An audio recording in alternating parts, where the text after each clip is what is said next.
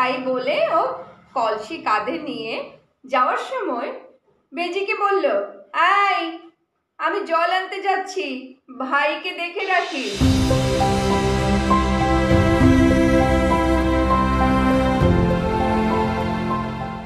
নববর্ষের অনেক অনেক আদর, ভালোবাসা, শুভেচ্ছা সব কিছু জানিয়ে আমি আলপনা শুরু করছি বরাক বিনোদনের কচি কাঁচাদের সাথে গল্পের অনুষ্ঠান। তাহলে নববর্ষ কেমন কাটলো তোমাদের? খুব মজা করেছো তোমরা নিশ্চয়ই। করবেই তো, তোমাদের এখন মজা করারই বয়স। তাহলে চলো এবার গল্পটা শুরু করা যাক।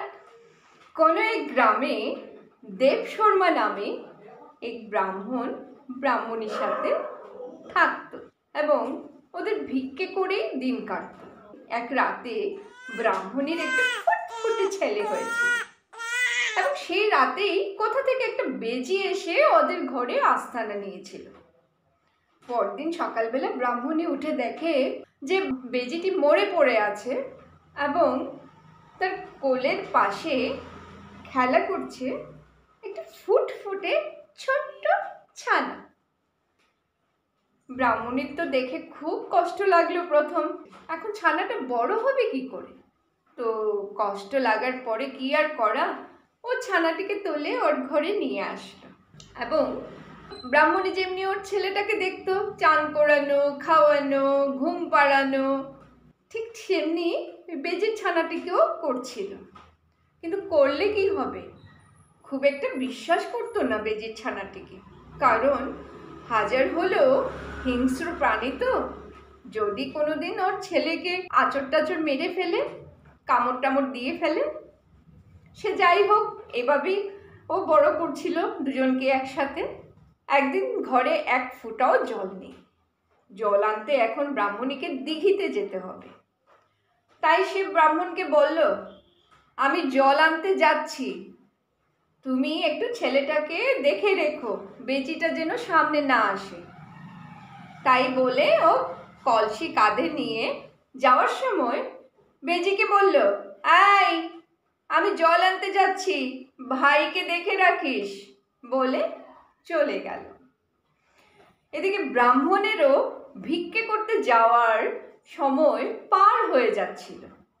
তাই ব্রাহ্মণী বেরিয়ে যাওয়ার পরে ব্রাহ্মণও ভিক্ষের ঝুলিটা নিয়ে বেরিয়ে পড়ল। ছেলেটা বিছানার উপরে খেলা করছিল, হাত পা ছুটছিল, খল করে হাসছিল, আর বেজিটা একটা কোনায় বসেছিল।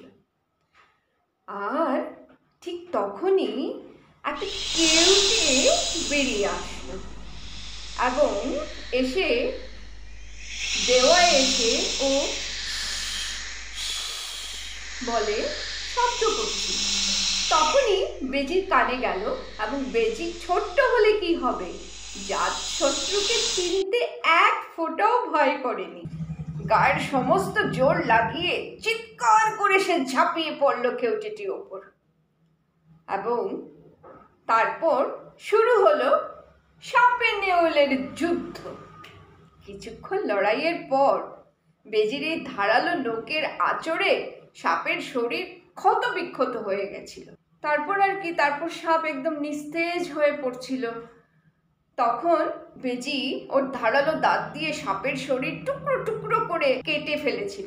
তারপর যখন বেজিটি দেখলো ভাইকে বাঁচিয়ে ফেলেছে, তখন খুশিতে দৌড়ে একদম চলে গেছে ব্রাহ্মণীর কাছে, যেখানে ব্রাহ্মণীর জল ভরছিল। তখন ব্রাহ্মণী জল ভর্তি কলসি নিয়ে বাড়ির পথেই ফিরছিল এবং সে ব্রাহ্মণীকে দেখে পায়ে লুটুপুটি খেয়ে মানে খুশি প্রকাশ, আহ্লাদি প্রকাশ করতে মানে ব্যস্ত। আর এদিকে ব্রাহ্মণীর মাথায় তো আকাশ ভেঙে পড়ল, কারণ বেজিটির গায়ের মধ্যে সমস্ত শরীরের রক্ত মাখামাখি ছিল। ব্রাহ্মণীর তো মাথায় কিছু ঢুকছিল না, ও ভেবেছে যে ও নিশ্চয় ছেলেটাকে কামড়ে খেটে এসছে। রাগে দুঃখে ও চিৎকার করে জল ভরা কলসি বেজিটির মাথায় ফেলে দৌড়ে ঘরে চলে এসছে।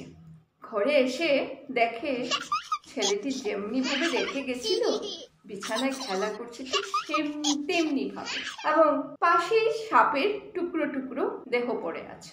সাপের শরীরটা যখন দেখলো এইভাবে পড়ে আছে এবং রক্তে ছিটানো সমস্ত ঘর, তখন আর ব্রাহ্মণী বুঝতে বাকি রইল না যে আসল ঘটনাটা কি হয়েছিল। তখন তো কি কান্না ব্রাহ্মণীর, কারণ ব্রাহ্মণী তো বেজিটিকেও ওর ছেলের মতোই বড় করছিল। তারপর দৌড় লাগিয়েছে আবার বেজিটির কাছে, কিন্তু ভারী জলভর্তি কলস যখন মাথায় ফেলেছিল, এটা একদম থ্যাতলে মাটির সাথে মিশে আছে। ব্রাহ্মণীর খুব কষ্ট হয়েছে, খুব কষ্ট, মানে মানে মাথা চাপড়ে ধরে কাঁদছিল। তখন আর কি করা, ওইভাবেই ওর শরীরটা নিয়ে বাড়ি আসলো। বাড়ি এসে কান্নাকাটি করছিল, মানে অনেক কাঁদছিল।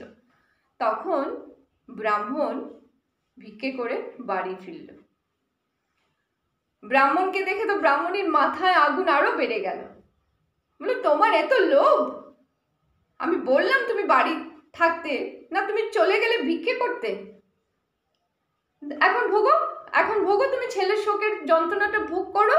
তো আজকের গল্প এখানেই শেষ।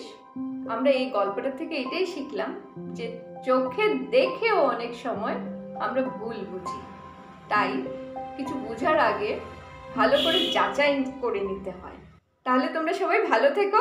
আজকের জন্য বিদায় নিচ্ছি, আবার আসবো। অনেক অনেক আদর তোমাদেরকে।